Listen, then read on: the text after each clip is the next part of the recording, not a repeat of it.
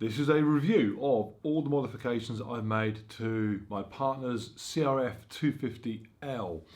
They are the easiest modifications ever. They are all pretty important. Some of them are essential, I would say, but they are very, very straightforward. All you need is tools.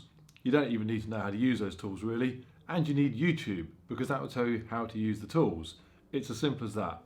Loads of tools, no idea how to use them. So this bike is Jenna's. She bought it at the beginning of the year. She just passed her test, never ridden before, wanted to ride off-road with me. The idea was eventually to be able to ride in Africa. In fact, we go tomorrow. And so we bought this to practice on during the year. We rode it off-road locally, around local trails. We've also been to the Pyrenees in France and Spain with it, and it has been absolutely perfect. It's not the perfect bike. Ideally, it would be a little bit lighter, a little bit smaller, a little bit faster, but there's nothing else that really competes with it. Not if you want a new bike, decent service intervals, good reliability. There just isn't much out there. If you want a gigantic 1200cc monstrous tank, there's plenty of those to ride off-road with. Why? So the things we had to change. First of all, it's a little bit too tall for her. Actually, it's not too tall now. She'd be fine riding it at the standard height. But when she first started, having her feet on the floor at the same time was important for her confidence. So we needed to lower the bike. Okay, so the lowering link. It's a little bit hard to see because it lives underneath the bottom of the bike. It seemed like quite a big deal when we first started trying to fit that, taking suspension bits apart and so on, but it was incredibly straightforward. Before the instructions that came with it, that's a Tubular lowering link, and the thing just went together very, very simply indeed. There's a couple of YouTube videos out there. We almost didn't need them. Having fitted it, that made the biggest difference. The seat height is now dropped significantly. The other thing we had to do was then lower the front end, because otherwise the back end's low and the front end's still high. Theoretically, that throws the geometry of the bike off. Actually, lowering the front, as we've done as well, also throws the geometry of the bike off. But the thing that throws the geometry of the bike off most of all is crashing it into a ditch because you can't get your feet down. So we compromised and we went with a lower bike with not ideal geometry. To lower the front is incredibly straightforward.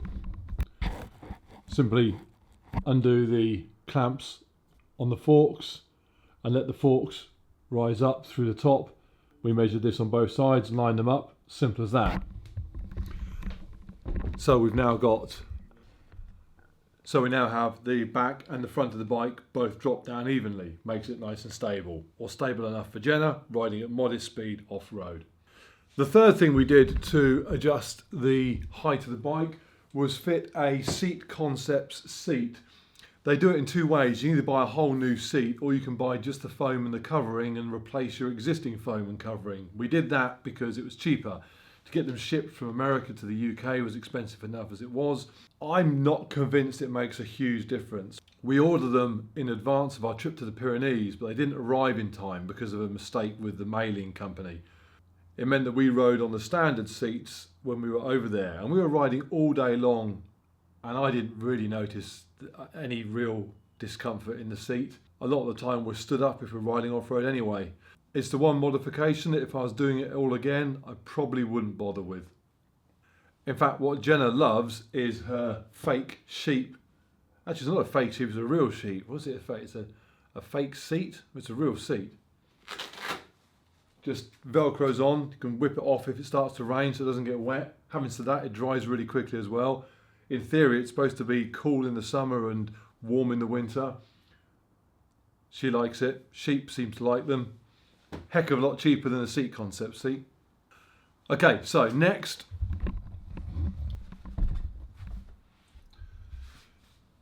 Tyres.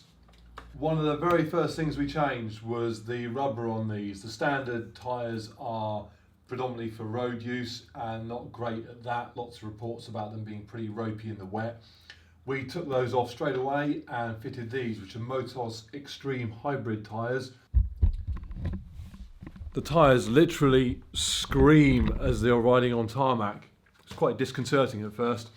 They also track imperfections in the road terribly. If the road is really, really smooth, then these are fine. But as soon as there's any lumps, bumps, holes, ridges in the road, which is most roads around here, the tyre wants to follow those. It feels like you're riding on sand. The first time I fitted them, I went out for a test ride.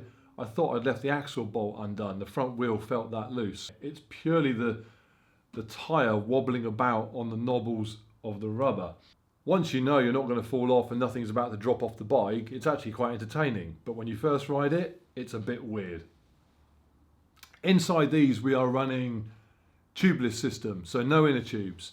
The tubeless system, when you get it right and you fit it right, and it took me multiple goes to sort it out, it is absolutely brilliant. We can run PSI down to 5 or 6 PSI if we want off-road, gives us loads of grip. When we get back onto tarmac, we can pump the tyres up. We run a little compressor with us that plugs into the 12-volt socket.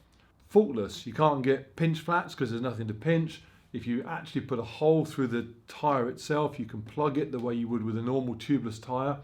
It just took us multiple attempts to get them to seal properly. And in the end, as a tip, we used stands.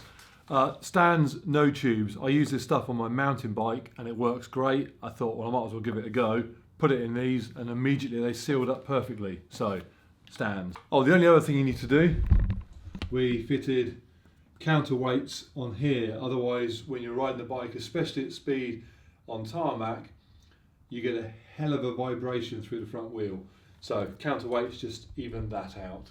Okay, sump guard. The standard one is plastic and horrible, so we fitted this from Adventure Spec. Very, very straightforward to fit, much more protection, especially around the sides here. Not much is getting through that. And talking of the sides, we've got R&G plastic engine casing guards on both sides. Although they're plastic, if something goes through that, you've probably got bigger problems than damage down here. For further protection, we also changed the radiator hoses. See this one here. This is the one that is most exposed to things coming into the bike as you're riding along. Stones, branches, whatever, taking this out.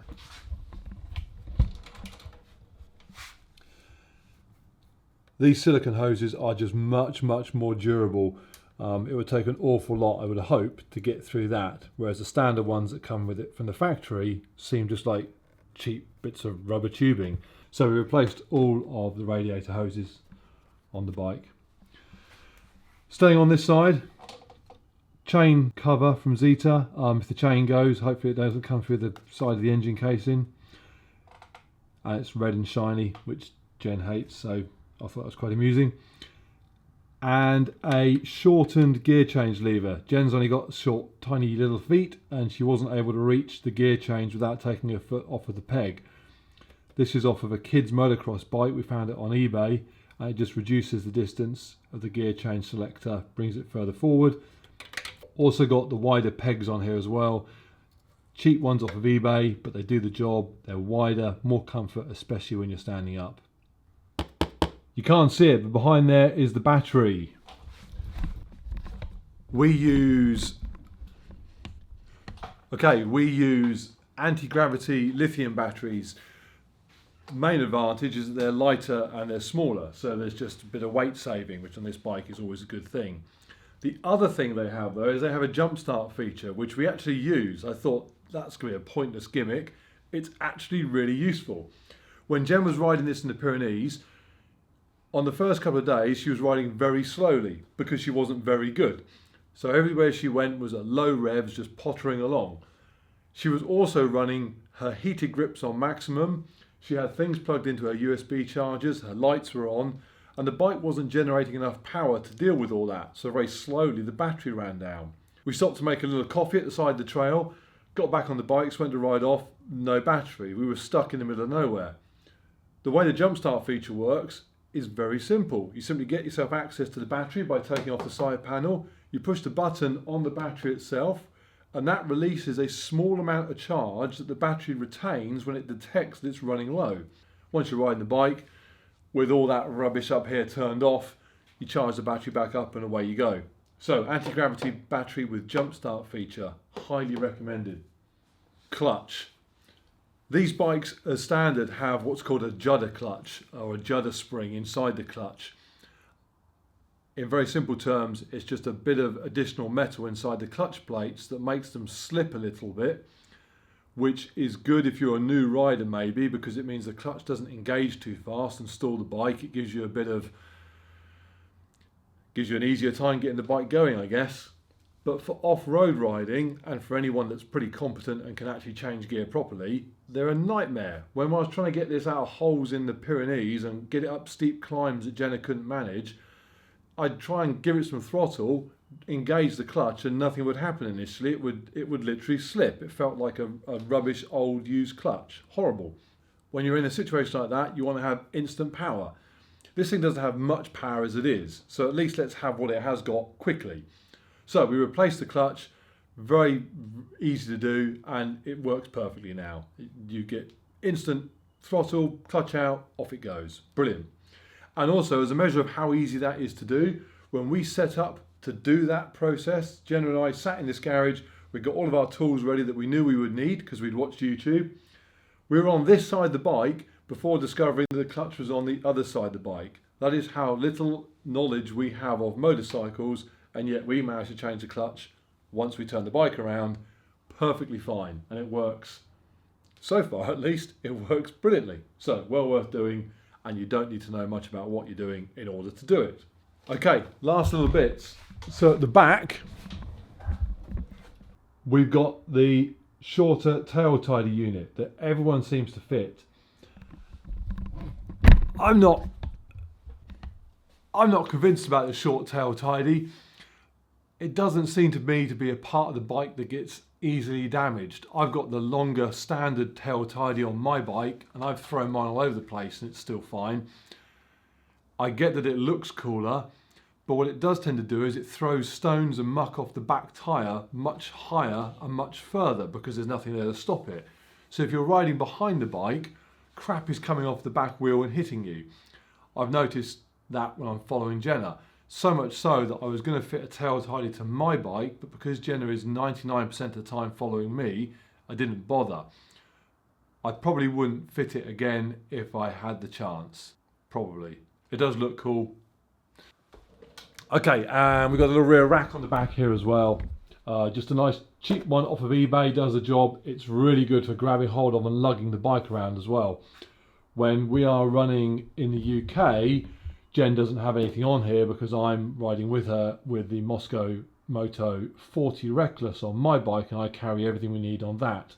But when we're on longer trips, the 40 comes onto Jen's bike, I run an 80 on mine. The downside of the Moscow Moto on this bike is that it rubs here. You can see it does some damage. We couldn't care less.